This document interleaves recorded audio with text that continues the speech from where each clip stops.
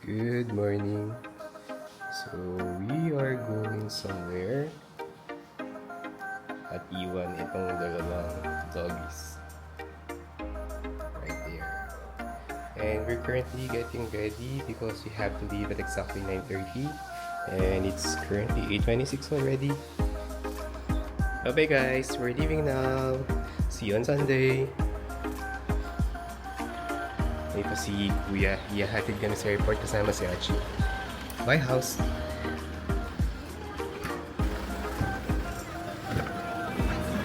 Hello!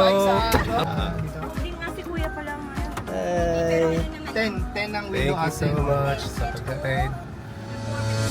Bali kasama ko naman yun.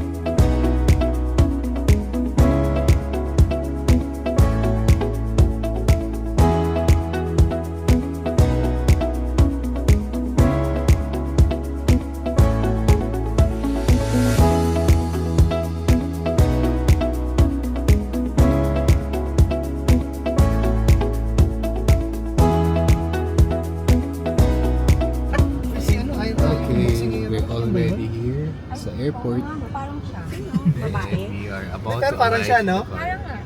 Who's flying to somewhere. For this kind of luggage, I asked someone if pasado yung size niya. For the carry-on baggage, nakakasya dun sa cabin. So, what's this one? So, pwede naman daw, pasado. As long as pasok siya dun sa 7 kilograms na maximum weight ng luggage. And for this one, for the check-in baggage, we have the 20 kilograms na max size. So, ito lang muna yung in-avail namin papunta. And then pagpabalik, 2 luggages ng check-in namin with max of 20 kilograms each. Okay, so doon kami mag-check-in ng mga gamit and we're heading towards the immigration. It took us like 30 minutes doon sa queuing. Medyo matagal siya kasi ang daming nag-check-in and nagbabag drop pero dalawa lang yung nag-a-assist. So, yeah. Alright, so we just passed by the immigration. We're currently heading towards our gate. Check na namin kung saan yung gate namin before kami mag-explore kung saan kami pwedeng kumain. Kasi it's already 12, sakto. 12 p.m. So, laters!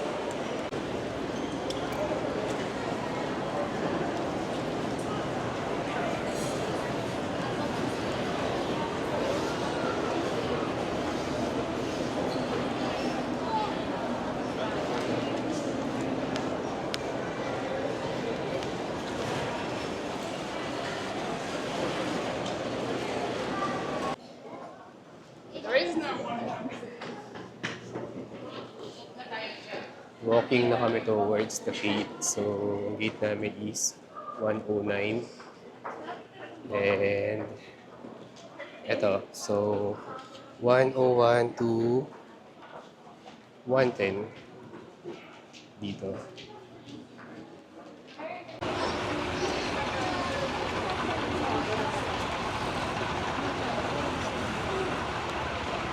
So, may potato corner sila dito. Merong frutas. This one is Manila Cigars. Jo Malone. Mac. Yes. And meron din Miniso. So, ang dami ng mga shops dito versus dun sa pre-pandemic na nabutan namin before.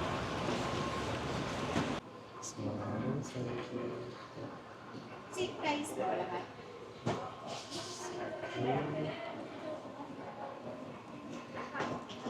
So, try namin kumain muna dito quickly sa Global Cups and Noodles. Chicken adobo. Chicken adobo. Sige, sige. Ay, hindi naman ano ng bangus na lang. Kain na bangus. Sige. Okay, so ito yung in-order namin. For white is daing na bangus and one is chicken adobo. This is 250 each. So, 500 pesos yung dalawa and then 65 pesos for the coke. Actually, mura itong coke kasi sa other hotels, parang more than 100 yung isang coke in kanila. So, there. Check natin kung okay naman siya, but as how it looks, mukha siyang hindi enticing. Then, let's see. Mabilis ang lunch naman before the flight. Ay, tignan mo tong isa. Kakakain lang pero hinahanap pagkain ulit. Bili daw siya ng mulak muna for dessert.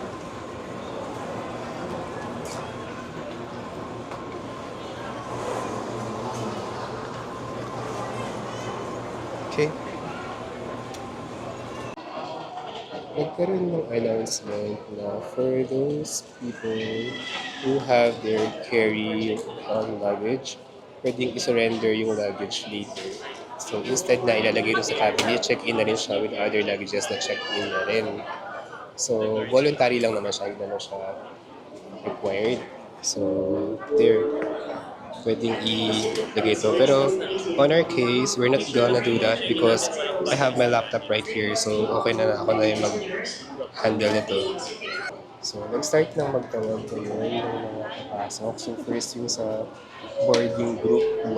Ito yung mga WD, pregnant, seniors. Yun. So kami nasa group 2 kami. So we'll be the next one to check. Alright, so done na kami dun sa pag-check-in mismo dun sa gate. And we are now heading towards the aircraft mismo.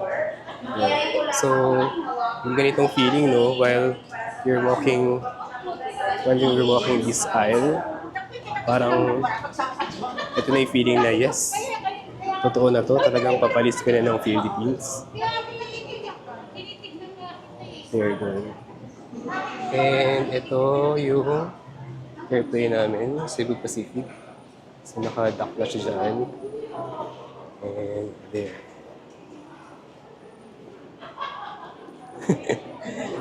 Okay, later kwentuhan ko kayo kung ano yung nag-experience namin during dun sa pagdating namin dito sa airport and all the process.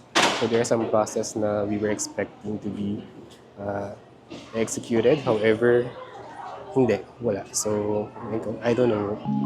Case-to-case basis siguro siya.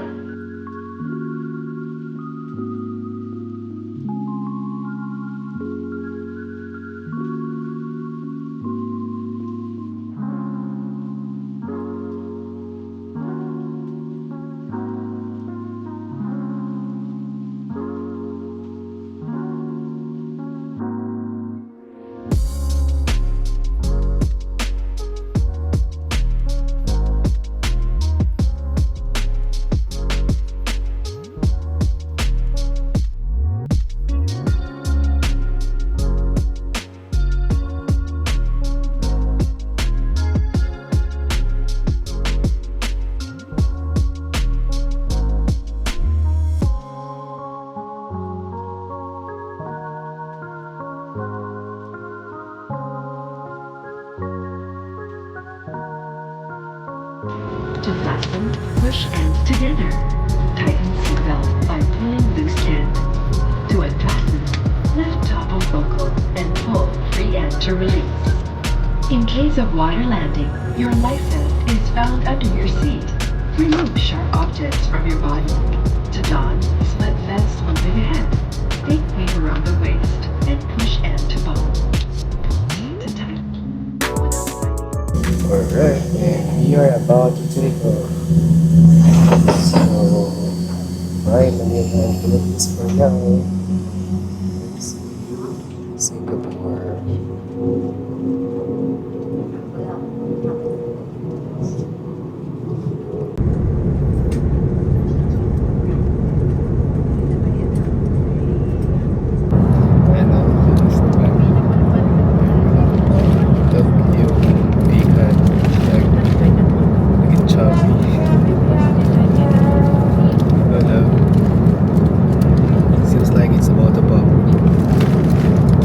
And here we are, touchdown Singapore.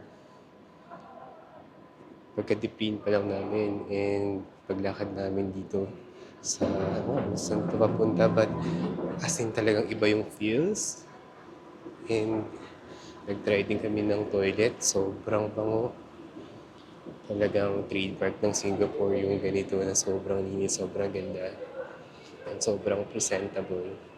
And mapapaisip ka rin na hopefully, sana makapag-catch up din yung Philippines yung sa ganitong standard, no? Ang ganda. So, hotel feels talaga pagkababa mo pa lang ng plane. And apparently, kapag nag-explore pa tayo, makita natin na talagang ganun siya ganda. Alright, so we are heading to the immigration right now. So, pagkababa agad ng escalator, nakita mo, meron dito Singapore citizens, residents, then all passports, and medyo marami din. And there's also special assistance lanes over here. See how magnificent this is. Talagang pang world class ang Changi Airport. Ang dali lang ng immigration part dito sa Singapore. So, you have just to queue and then you have to scan your passport and then your fingerprint, then take a picture, then that's it. You're done. And now, we are heading towards the luggage carousel to claim our check-in luggage. Here. Okay, so we'll just wait for our luggages to be available in the carousel. Even yung mga carousel nila rito, grabe. Sobrang ganda talaga. Sobrang presentable. Everything, wherever you set your eyes here in this airport, sobrang presentable talaga. Sobrang ganda. It feels like a 5-star hotel. Yung term pala nila here is belt. So, for the Cebu Pact, our luggages will be available at belt 6 over there. So, we're heading towards belt 6 right now. Okay. So, here. Let's find our check-in luggage.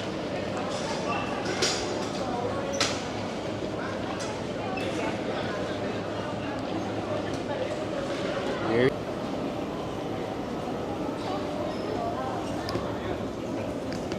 Yeah. Yeah. Yeah.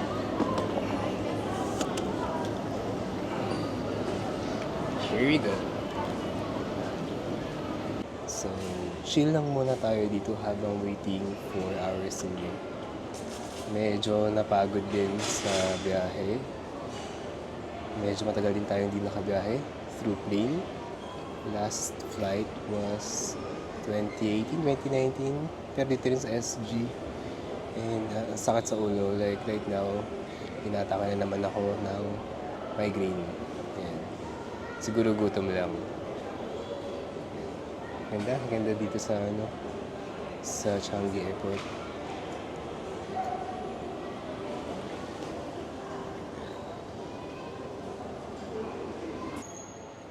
Kukunin ko ang aking favorite na baon. Ito yung Jessie. Saan ba yung Jessie? Ito. Yeah, can't live without it. Okay, from Terminal 4 and you need to go to Jewel, you have to take the free shuttle right here. So, we'll be meeting Ate Vest over there. And we need to take this free shuttle going to Terminal 1 in Jewel. Here. SG.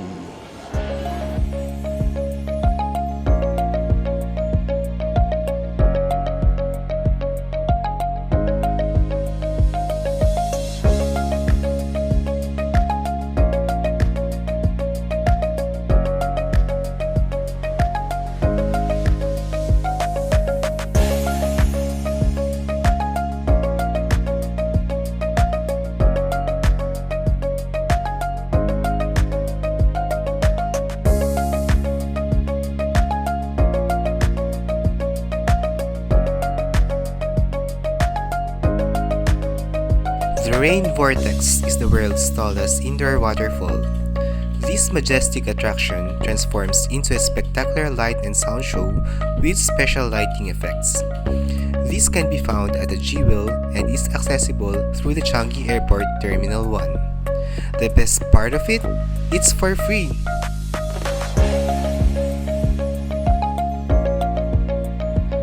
Let's watch the light show dedicated for Singapore's National Day.